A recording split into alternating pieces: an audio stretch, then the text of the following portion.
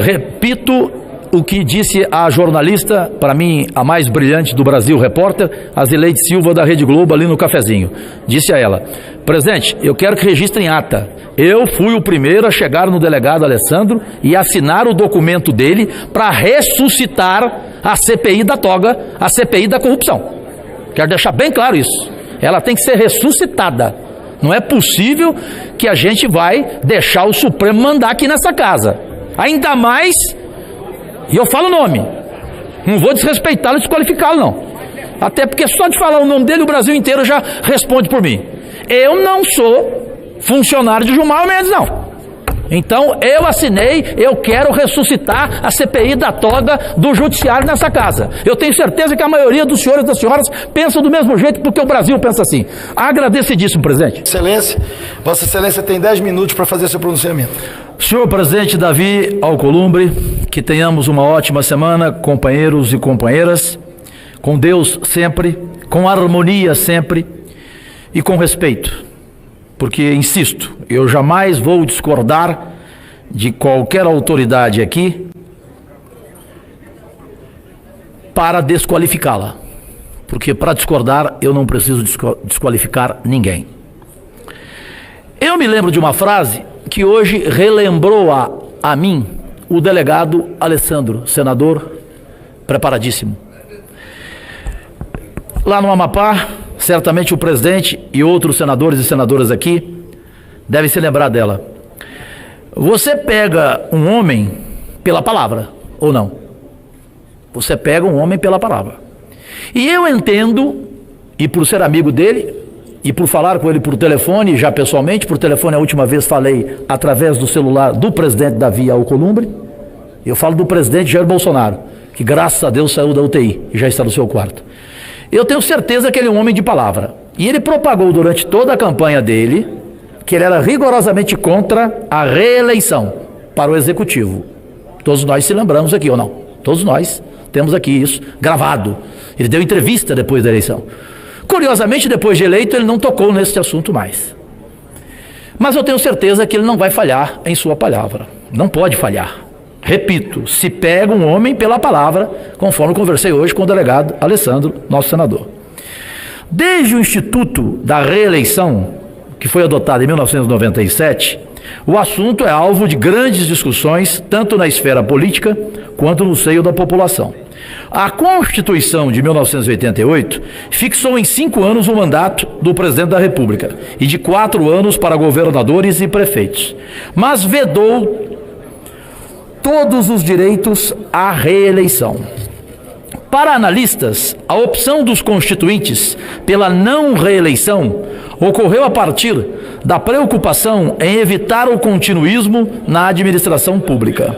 Menos de uma década após a Constituição vedar a reeleição, entretanto, o Congresso Nacional, no governo FHC, acrescentou o parágrafo 5º ao artigo 14 da Carta Magna, instituindo reeleição. Complementarmente, modificação no artigo 82 da Carta estabeleceu 4 anos para o mandato de presidente da República. Essa modificação, entretanto, não pacificou o assunto. Pelo contrário, são frequentes as manifestações, presidente Davi, tanto no meio político quanto em segmentos diversos da população, pelo fim do Instituto da Reeleição no Executivo.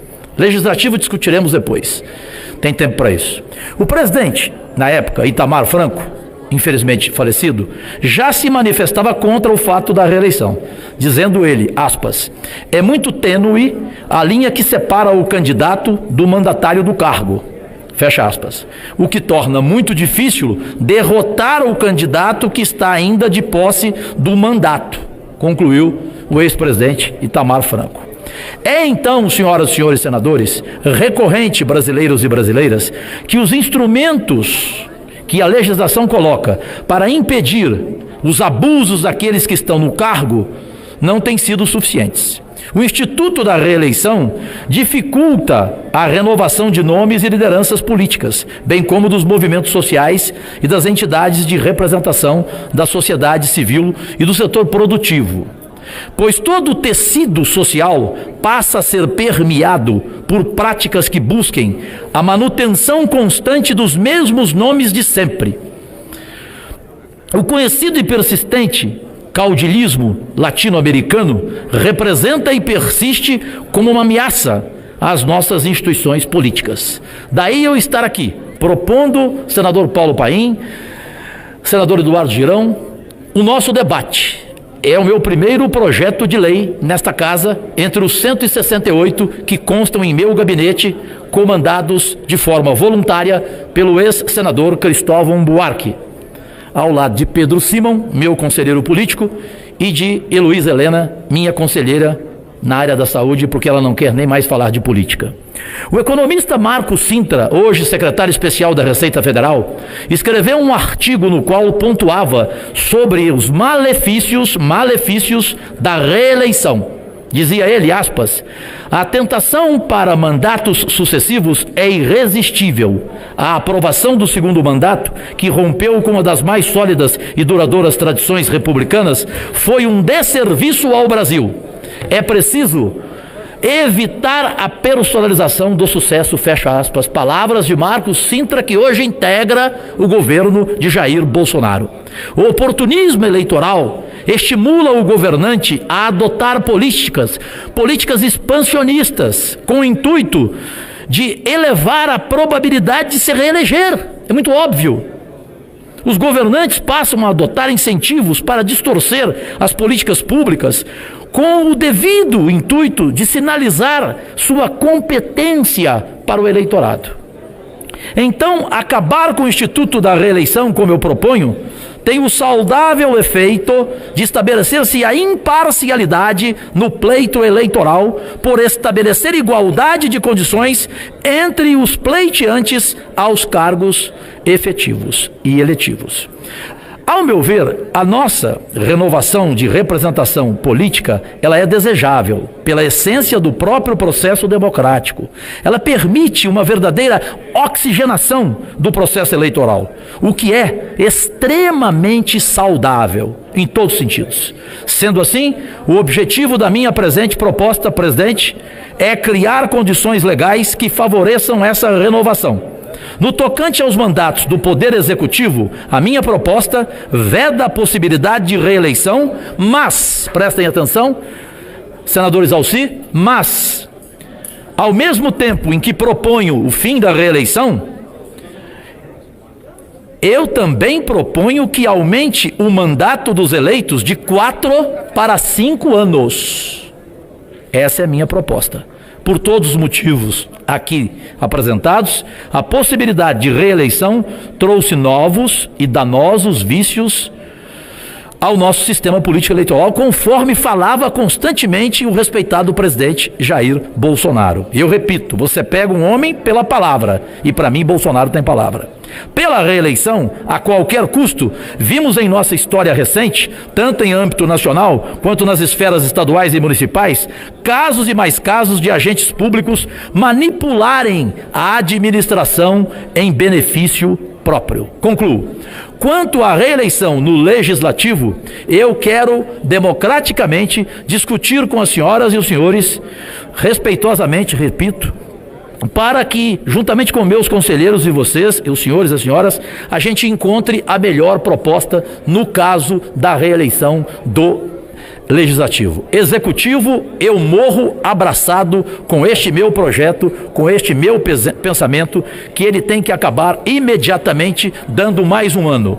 Cada presidente, cada governador, cada prefeito terá direito a 5 anos de mandato e não terá direito à reeleição. Assim penso, assim falei, assim apresentei o meu primeiro projeto de lei entre os 168, presidente Davi Alcolumbre. Alguém quer a parte? Senador Cajuru, tem que falar nome. Uma parte, só nome, por favor. Eduardo Girão. Eduardo Girão, meu respeitado amigo do Ceará.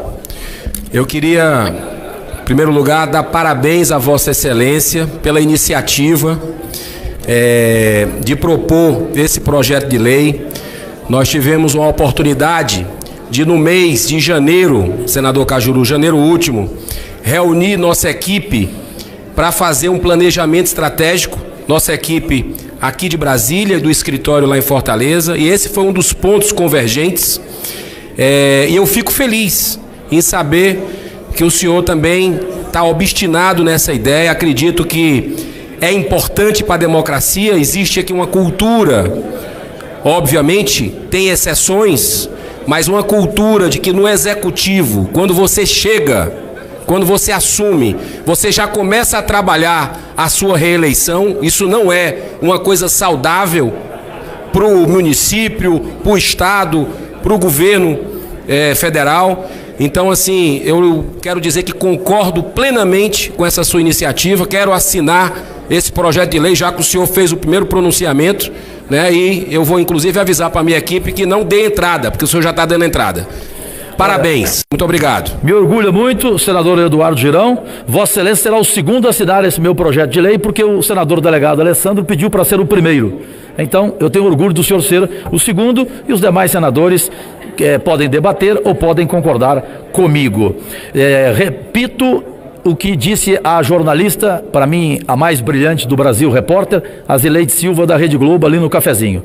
Disse a ela: presidente, eu quero que registre em ata. Eu fui o primeiro a chegar no delegado Alessandro e assinar o documento dele para ressuscitar a CPI da toga, a CPI da corrupção.